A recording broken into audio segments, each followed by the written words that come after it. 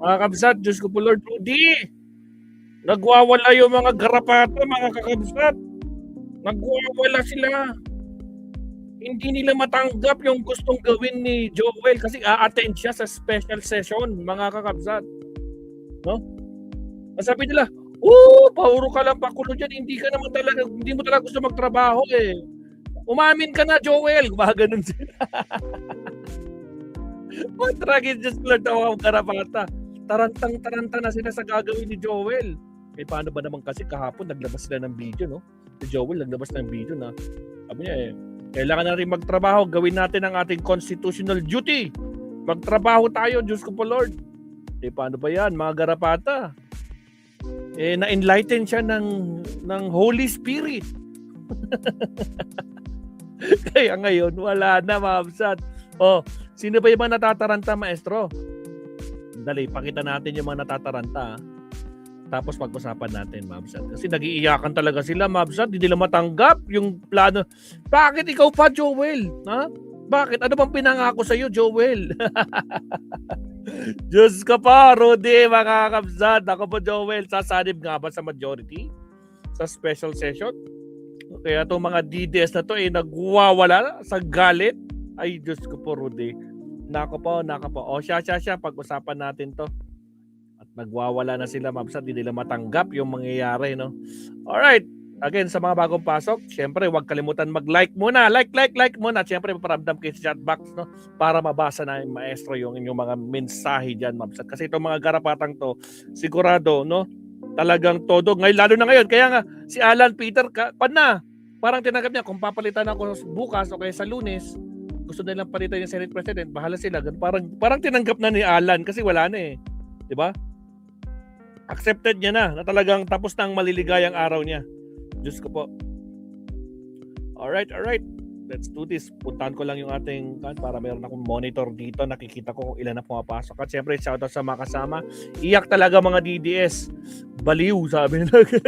Aray ko po. Grabe naman si Mateo. Hindi naman ganyan Mateo, no? Baliw ugali nila. Yan pag natatalo sa laban. Kung ano-ano ang papakulo. Paninira at kasi yun lang. Sanay kasi sila sa ganyan, Mateo. No? Shoutout sa'yo, Kabsat ha. No, Kapo-Oshap, umpisa na natin to. Ito. Sinong gusto niyo unahin natin na umiiyak? Ito. Si Koke, unahin natin. Senator Joel Villanueva, lilipat na sa BBM. Lilipat na sa BBM. Sigurado ka ba? Sinabi niya bang lilipat siya o a-attend siya sa special session? Kayo talaga, tarantang-taranta kayo ha. Senators, yan ay kung siya ay matatakot doon sa plunder case niya. Agoy! Bakit? Nabalitaan ko po kasi na Ang tanong, nabalitaan mo, kanino? Sinong source mo? Alam naman natin pag ikaw nagsabi, nako, chismis ka agad yan. Nako po, Diyos ko Lord. na po yung plunder case. Oh. So kung lilipat siya, hindi na po siya ididemanda sa plunder. Pero Really? Asan ang proof mo? Ako, okay. Nasaan ang proof? ididemanda pa rin siya doon sa bailable lang. Yan po ang kanilang deal pagkadating ho dito sa paglipat sa Gatchalian Block. Ngayon, ang tanong na lang, Mabsat, takot na takot, tarantang-taranta, lilipat daw talaga, oh. Ha? Hintayin nyo, atag kayo masyado, no? Palibasa kasi, no? Tapos ang maliligayang araw nyo, lalo na yung amo nyo, no? Tandaan mo, anong sinabi sa'yo ni Alan Peter Cayetano? Nababayaran lahat yan, di ba? May video nga kayo, di ba? May video kayo, ikaw, si Mocha, tsaka si Cayetano noon, di ba? Rinig na rinig yung sinabi. Pwede kapag ganitong gusto nyong ipabalita, pwede, napapayaran yan. Ay, Diyos ko po, Rudy. Coming from you, my goodness. talaga dito mga kababayan kung si Senator Joel Villanueva ay maninindigan. Kasi yung kanyang sinasabi na bumalik na tayo sa trabaho, magtrabaho na tayo, ganyan din naman yung sinabi nila noon, di ba? Naalala ninyo? Nung pinipilit na umattend ng Cayetano Block doon sa kanilang session, sabi magtrabaho na daw. Nung nagkaroon sila ng illegal quorum, nagtrabaho ba sila? Illegal quorum. Talaga ito mga garapatang to. Hindi nila matanggap yung 12 quorum, no? Putragis. Hindi naman eh. As a matter of fact, nag-work from home pa nga, di ba? Kesyo may threat. So kalokohan po yung dahilan na yan. Yan din ang ginagamit na dahilan ngayon ni Senator Joel Villanueva. Magtrabaho na lang tayo. Agoy, kalokohan daw mga kakabsat. Oh, Diyos ko Lord, bakit ikaw? Anong meron sa'yo? Anong meron sa'yo? At dapat kang paniwalaan. Anak ng kamote. Ano yan? Fax? Asan yung fax mo? chismis, Diyos ko po, Rudy. Ayo, wala dapat ditong paghati-hati. Kalokohan. Alam mo, Senator Villanueva, nakakahiya kasi pastor ka pa naman eh. Bako ba, pinapatikos na talaga si Senator Joel Villanueva. Bakit ganyan kayo mga DDS? Samantala noon, ang saya-saya nyo, di ba? Pinagmamalaki nyo si Joel. Ngayon, bakit nyo pinapatikos? Gusto lang naman niyang magtrabaho. Tapos ganitong bagay lang, uurong na yung prinsipyo mo. yung unang panahon nga, di ba? Mga martir pinapatay para lang manindigan. Ngayon, ikaw, plunder case, lilipat ka na kaagad. Ano gusto mo? Baka matay din siya? Diyos ko po, ibang klase ka talaga, Cookie. Ikaw na lang kaya. Nasaan ang pananampalataya mo? Nasaan ang conviction mo? Alam mo, na pag ikaw lumipat sa Gatchalian Block, siguradong hindi na matutuloy yung mga bagong testigo. Yung nga nakaraan lang, di ba? Nung pababa na po yung mga Sino mga bagong testigo? Yung mga marites? Na puro basura ang mga sinabi? Pati patay, binuhay? Ay, Diyos ko po, Rudy. Kaya kayo pinagtatawanan eh. Dinadivert nyo dyan kasi nga malapit na ang impeachment ng amo nyo. Yung amo nyo mai-impeach na. Takot na takot kayong mahubaran at lumabas yung mga bank records, no? Kasi ngayon wala na makakapigil kapag nag-motion sila na ilabas ang bank records. Naka po, majority ng senador sigurado ilabas nyo na yan. Sige, go. Hindi na kontrolado ng panyo, ng panig nyo. Yan ang kinakatakot nyo eh, di ba? Ang saya-saya nyo nung si Alan kasi yan, protektado. Ngayon wala na. Tapos na maliligayang araw nyo. Panandalian lang. Diyos ko po, Rudy. Rins, biglang nag-adjourn sila. Paano pa kaya ngayon na may lalabas na Fearless 14? Sigurado akong hindi nila papayagan Ano daw? Fearless 14? Diyos ko po, Rudy. yan na umattend ng kahit na anong hearing. Kaya pag-isipan mo ng mabuti ang gagawin mo, Villanueva. Nililigtas mo ang sarili mo, pero paano naman ang taong bayan? Paano naman natin malalaman ang tunay na mastermind na magnanakaw sa flood control kung lilipat ka na dyan sa BBM Senators? Sigurado hindi na matutuloy ang kahit na anumang Blue Ribbon hearing para hanapin ang tunay na mastermind dito sa korupsyon na ito. Mahiya ka naman. Pero sana, mali ako. Malay mo, makonvict ka at hindi ka na lumipat sa BBM Senators. Let's pray for Senator Joel Villanueva. Senator Joel Pat na sa BBM May isa pang garapata, iyak ng iyak. Ito, kilala nyo to? Nakita nyo ba Ito, kilala nyo to? Isa pa to? nakita nyo ba yung bagong video or bagong pahayag ni Senator Joel Villanueva? Sino nakakakilala dito? Sino nakakakilala dito, no? Di umano isa sa mga sinasabi nila na bayaran din. Diyos ko po, Rudy. Langabaw! Sige, ito si Con. Ang tawag nila dito ay... Anong tawag nila dito sa taong to? May tawag sila dito eh. Mark Bon Jovi, shoutout.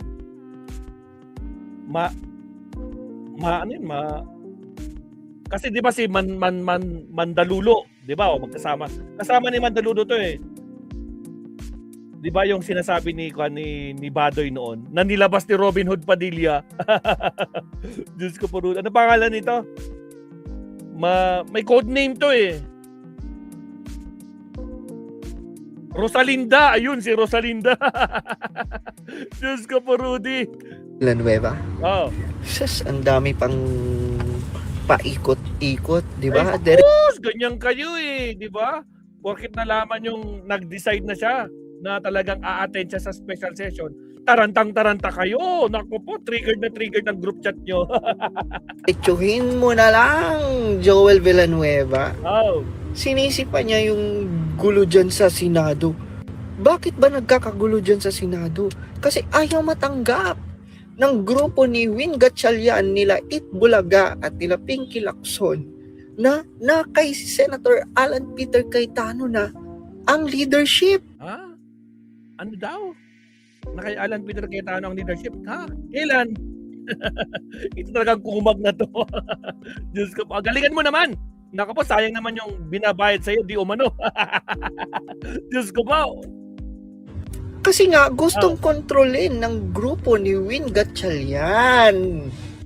Para, di ba, sila din ang mag-control dyan sa Blue Ribbon Committee. Para sila din ang mag-control. Bakit so inaamin mo, kinokontrol nung ni Alan Peter? Ganun ba? Kasi sinabi mo, sila din ang mag-control. Para sila din ang mag-control. Ay, nako, bistado ka, kumag. Na yan. Kaya nagkakagulo. Oh. Joel Villanueva. Oh. Ha? Gagamitin mo pa yan Bakit? Kailan pa nagkagulo sa Senado? Eh, panahon lang naman ng amo nyo, di ba? Panahon lang naman ni Alan Peter, di ba? Ganyang klaseng kaguluhan. Di ba? Ganyang klaseng drama. Diyos, ay, basang-basa ang mga style ninyo. Diyos ko po, Lord Rudy. Nako po, napatawa talaga ito. O, sige. As rason Oh. para kunwari, yan yung rason mo para lilipat ka sa grupo ni Win Gatchalian. Huwag mo na kaming utok. Oh, sabi niya, lilipat na daw sa Pangat. Balita ko nga, hindi nga lang 13 eh. Baka 14, 15, 16. Nako po, sino kaya yung mga yun? Di ba? Huwag ka nang magdahilan. Oh. Ang dami mong pang sinasabi, diretsuhin mo na lang, Shout di out ba? Deborah G. Good morning. Diretsuhin mo na lang na natatakot ka, wala kang paninindigan, bayag din ang buntot mo, bahag din ang buntot mo. Bayag din daw. Ito talaga, mahilig to sa bayag. Diyos ko po, Lord Rudy. Ibang klase talaga tong bading na to.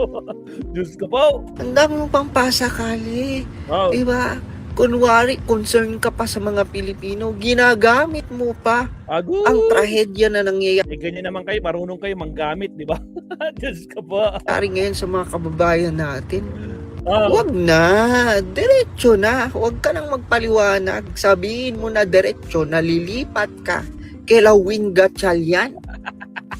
Nakita niyo yung kabado. bagong Kabado, video kabado. or bagong pahal. Alfred, may sinabi ba si Alfred?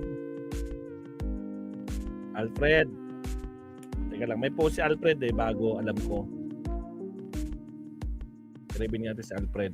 Hello guys, nandito na naman tayo. Syempre, good morning muna rin. Ah, ito to. Ito ba yun?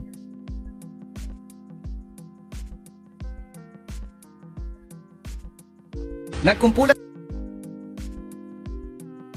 Mukhang yun na nga yun. rito at good evening dyan. Ay mali pala, good morning. Hindi, mukhang ito yata.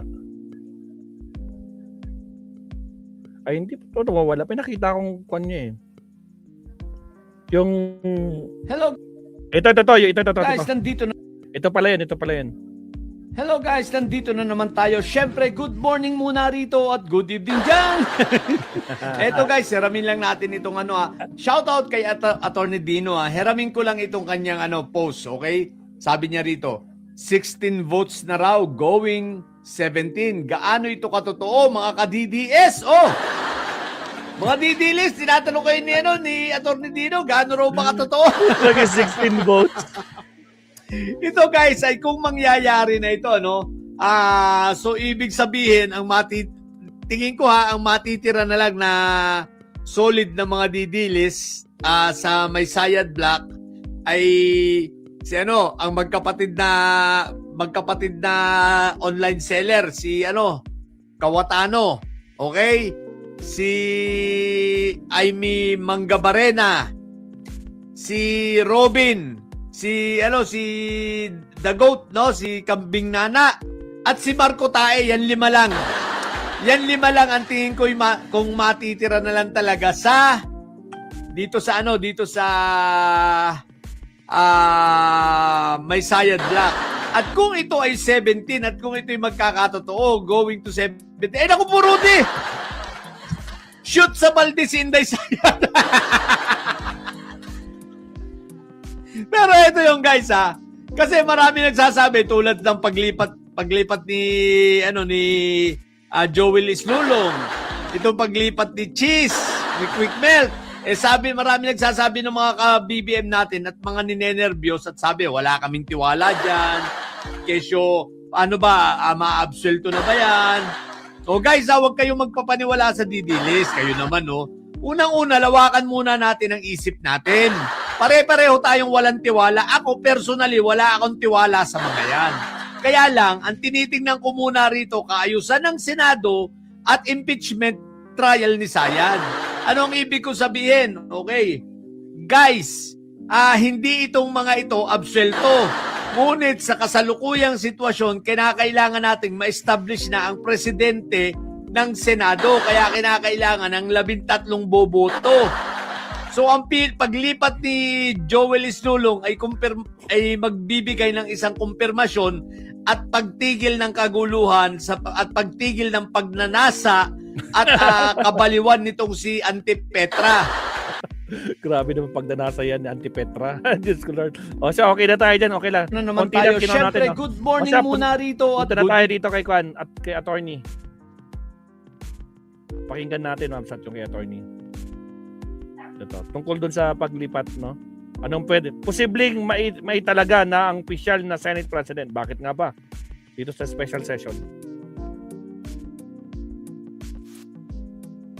Pasok, huwag kalimutan mag-like and subscribe. Shoutout sa ating 116 live viewers. Okay, pasok. Again, huwag kalimutan mag-like and subscribe mga kakabsat. Maraming salamat. Okay, pasok. Happy birthday! Arguelles, isang political scientist at convener po tagapagsalita ng Bantay Senado. Kausapin nga po natin ano ang expectations ng Bantay Senado. Ngayon na mukhang attend naman pala ng sesyon kung may papatawag na special session si Senator Joel Villanueva. So kung attend si Villanueva, itong bagong mayorya na 12 ngayon, dahil pumunta na sa side nila si Senator Cheese Escudero, 11 sila noon una. Naging 12. Pero hindi pa rin sapat para makapaghalal ng Senate President. Pag 13, pwede na. So anong inaasahan ng iba't ibang grupo? I will be there. Sabi niya. Sabi niya. Cleve, magandang umaga sa'yo.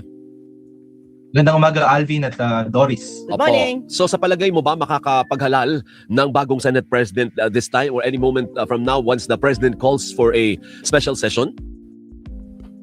May ganyang posibilidad dahil nga si Senator Joel Villanueva, nagpahayag naman siya na dadalo naman siya kung yan ay ipapatawag ng Pangulo yung special session. So I think maaari dahil kung ako din naman kay acting Senate President Win Gatchalian at yung iba pa sa kasalukuyang mayorya, maganda na matuldukan na talaga yung usapin no? At matutuldukan niyan hindi kung magkakaroon ng desisyon ng Korte Suprema, hindi kung hindi sa ibang pamamaraan, kundi kung talagang magkaroon na lang ng isang sesyon kung saan may sapat na numero doon sa pinakasimple, no? Hindi naman yun lang yung tamang pamamaraan, pero pinakasimpleng pamamaraan para ma-establish yung quorum, para ma-establish yung bagong mayorya at makapaghalal ng Senate President. At kagaya nga ng sinasabi namin sa Bantay Senado, ang worry lang naman namin talaga dito ay maaaring makapag-derail ng buong process itong nangyayari doon sa Senado.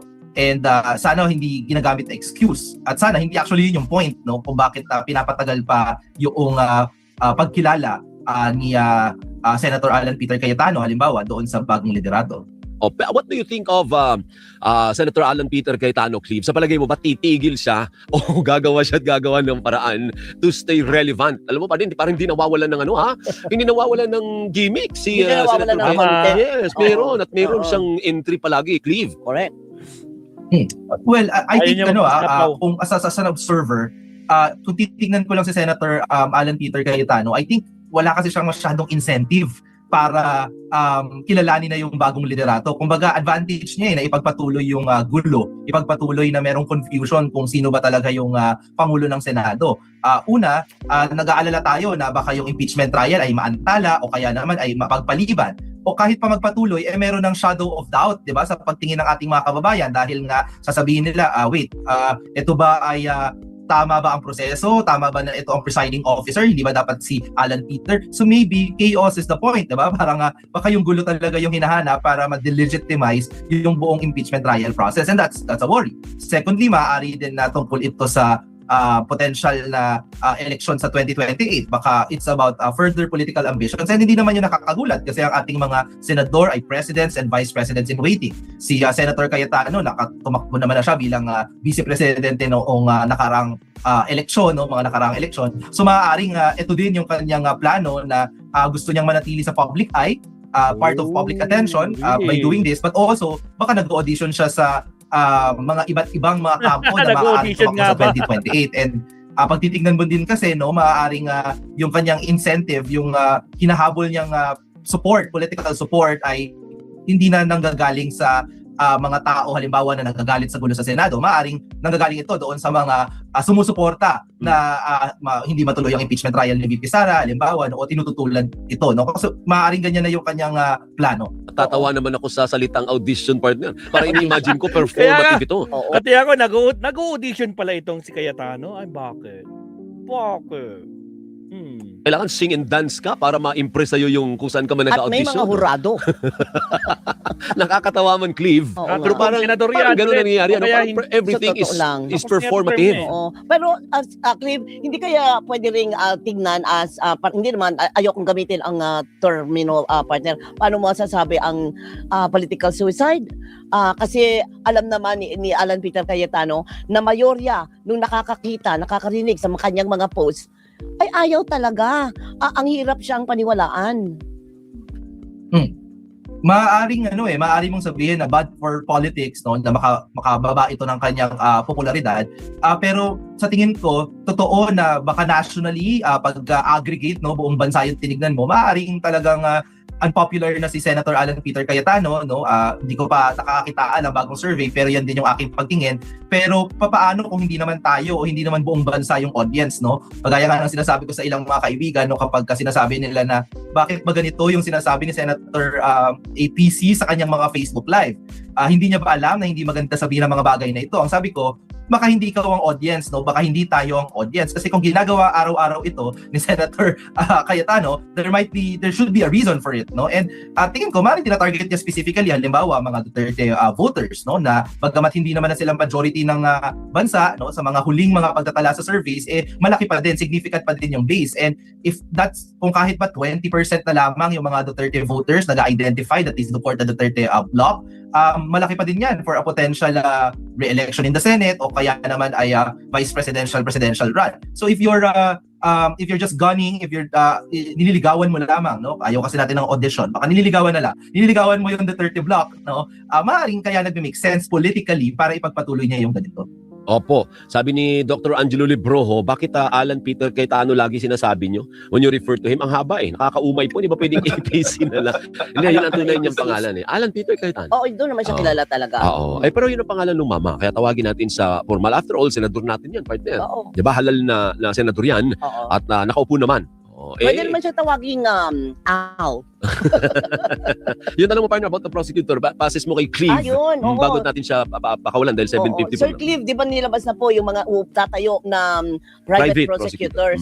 Doon sa line-up na ito, ano ang basa mo? Ano ang sa palagay mo ay dating ng mga ito? May arrive ba? Oo, yung ating mga private prosecutors, marami sa kanila ay mga kilalang pangalan, no, na mayroong mga trial experience, no. And isa ito halimbawa, no, doon sa mga kino-consider ng House Prosecution Panel na kinakailangan nilang dagdagan, no, doon sa kanilang kakayahan. Kasi bagamat maraming mga abogado doon sa mga House prosecutors, no, marami din sa kanila, medyo matagal na, no, yung huli na talagang nakipagbakbakan sila sa korte sa mga paglilitis, no. Kaya maganda din na merong mga private prosecutors na kasali doon sa prosecution panel na maaaring makadagdag doon sa mga yung kanilang trial experience, no. Pero ito nga, dahil nandun din tayo doon sa usapin ng impeachment trial, inanunsyo, no, na magkakaroon na ng pre-trial conference sa June 18. Sa pre-trial conference, pag-uusapan kung ano ba yung mga ebidensya na ilalatag ng bawat panig, no, sino yung mga witnesses, no, at iba pa na para ma-set up yung buong paglilitis. Sa base sa anunsyo ay ito ay magiging close to the media and the public. Para sa Bantay Senado, no, ipinapanawagan namin na dapat manatiling bukas or public yung pre-trial conference. Walang compelling reason kung bakit dapat ito isagawa sa private, no. Paalala natin na yung impeachment trial ay ginagawa yan sa ngalan ng mga Pilipino, no. At tingin namin mahalagang makita natin yung buong proseso. Hindi naman siya administrative lamang or clerical yung pre-trial conference. Napakahalaga ng mangyayari kasi kung ano man yung mapagkakasunduan nila dyan, halimbawa, ano ang mga tipo ng ebidensya na pwedeng tanggapin at hindi tanggapin, anong mga klaseng witnesses ang maaaring ipatawag at hindi sa paglilitis, makaka-apekto yan dun sa buong daloy ng paglilitis. Sa tingin namin, dahil ganun siya kahalaga, dapat maging bahagi ang publiko kahit sa pre-trial conference pa lang. One last, Cleve, ano po, bukod sa pagpapalit o paghalal ng Senate President, ano ang dapat aksyonan ng Senado sa inaasahang special session? Ano bang dapat nilang ipasa? Kasi partner, may rason naman yung special, bukod sa paghalal sa Senate President, dapat meron naman silang batas na kailangan urgent na hindi nila naasikaso nung nagbangayan lang sila, Cleve. maraming mga nakabinbin pang mga batas no, sa panig ng Senado. Halimbawa dyan, yung isa na binabantayan ng marami po sa amin ng mga akademiko at mga researchers ay yung Freedom of Information Law, kung saan nakausad na yan sa House of Representatives, sa Kamara, no? So, na para magkaroon pa ng mas malawak na transparency yung access natin sa mga impormasyon sa pamahalaan. Bunga na nga nung flood control, di ba? Yung mga project, yung mga contractors, anong mga projects yung pinapasok ng pamahalaan, sana ay aksyonan yan sa special session ng Senado, hindi na ipagpaliban pa. Meron din yung usapin halimbawa ng reset na lindol, no, doon sa General Santos, Sarangani, and dyan po sa bahaging yan ng Mindanao. Baka kinakailangan ng supplemental na budget, kinakailangan ng dagdag, no, na suporta sa executive para makapag-respond doon sa rebuilding and relief efforts dyan po sa bahaging yan ng Mindanao. At yung iba pang mga nakabinbin, no, yung mga ordinary legislative business nila, kasing halaga yan nung paghahalal ng Senate President. Yung yung anti-hospital detention, no, na hindi ka maaaring ikulong, no, or patagalin pa sa ospital dahil lang hindi pa kompleto yung bayad mo kung hindi ka makapagbayad, no. Tingin ko na mga maiinam na mga batas na bigyang atensyon, at syempre sa ngalan po sa Bantay Senado yung impeachment trial, no, dapat ay mag-convene ulit yung impeachment court sa lalong madaling panahon dahil ng aming request gawing open sa media, open sa publiko, yung buong proseso, kasama na nga po yung pre-trial conference na gaganapin sa June 18. Salamat, Cliff. Mabuhay ka, ha? Magtatawag kami from time to time sa iyo for update, okay? Magiging suki natin ulit Correct. yan. O mga analysis ni Correct. Cliff. Thank you, Cliff. Salamat. Kabadong-kabado yung mga garapatan. Nagwawala na sila. Sam Adventure, shoutout Kapsat. Nilda Arceo, shoutout. Katkat. Sino pa man na nandyan? Sila Deborah G, sila Mateo. At saka sa lahat ng mga silent viewers. At saka sa mga garapatang di pa nagpaparamdam. Like po tayo. Wala pong bayad yan, mga Kapsat. Next topic tayo. Here we go. Ay, mali. Bakit yung tinanggal ko iba? Again, 30 seconds countdown muna tayo.